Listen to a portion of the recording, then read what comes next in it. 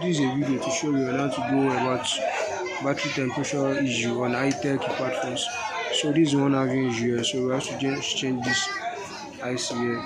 It has RO200 on it. RO200, that's the charging IC.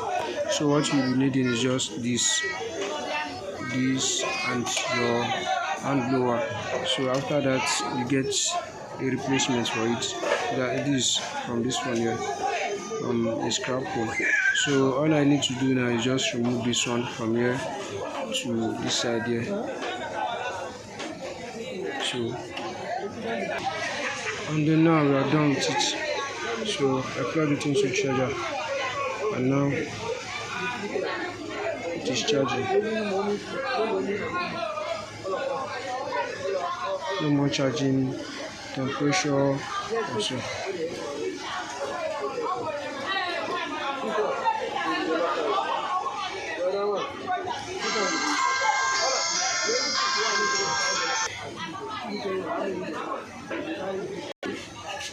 So here we are charging.